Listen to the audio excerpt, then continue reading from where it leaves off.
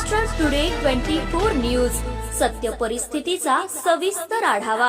सत्ता कोणाच्या हाती, विजयाची पताका कोण फडकवणार, जनता कोणाच्या गळ्यात टाकणार विजयाची माळ, जनतेचं मत कोणाला। संपूर्ण महाराष्ट्रातील महानगरपालिकेतील संपूर्ण आढावा आपणासमोर पहा फक्त महाराष्ट्र टुडे मराठीवर। अकोल्यातील एमआयएमच्या सभेत मोठा गोंधळ, पोलिसांकडून जमावावर लाठीचार्ज, असुद्दीन ओवैसींचं बेजबाबदार वर्तन। एमआयएम नेते आणि खासदार असुद्दीन ओवैसी यांच्या अकोल्यातील सभेत मोठा गोंधळ झाल्याचे पाहायला मिळाले। अचानक सभेच्या स्टेजजवळ जमावाने गर्दी केल्यानं ही गर्दी नियंत्रणात आणणं अवघड झालं। परिणामी पोलिसांना पोलीस बळाचा वापर करत सभेत लाठीचार्ज करावा लागलाय। यात मोठी धावपळ होऊन चेंगराचेंगरी झाल्याचे बघायला मिळाले। तर सभेला आलेले लोक अनियंत्रित झाल्यामुळे आणि सभेच्या नियोजनामुळे सभेत मोठा गोंधळ उडालाय। अकोल्यातील गडंकी भागातील जुल्फिकार अली मैदानावर खासदार असुद्दीन ओवैसी यांची सभा होती।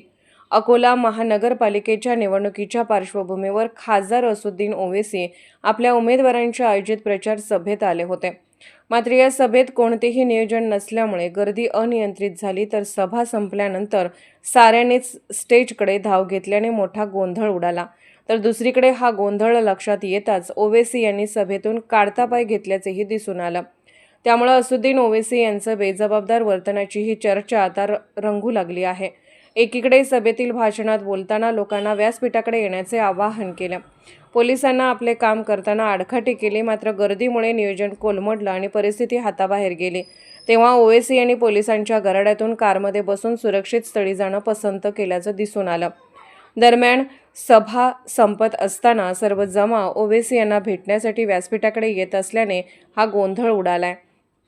परिणामी पोलिसांना सभेत लाठीचार्ज करावा लागला आणि नंतर चेंगराचेंगरी झाली। आयोजक आणि ओवैसी यांच्या बेजबाबदारपणामुळे एमआयएमच्या या सभेत गोंधळ उडाल्याचे आता बोलले जात आहे।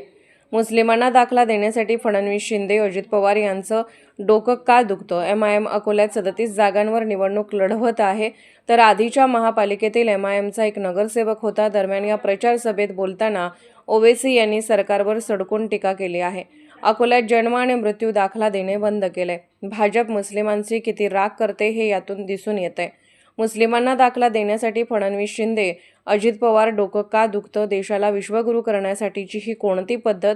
शहरातील सधन भागांचा विकास होतोय, गरीब भागांचा विकास करताना हे आंधळे झालेत का? मुस्लिम आणि दलितांकडे एवढे दुर्लक्ष का? असा सवाल ओवैसींनी यावेळी केला। तर आमच्या 32 लोकांना अकोल्यात निवडून द्या, आम्ही दुर्लक्षित भागात विकास करू, असं आश्वासन देखील आमदार असुद्दीन ओवैसी यांनी अकोलेकरांना दिले।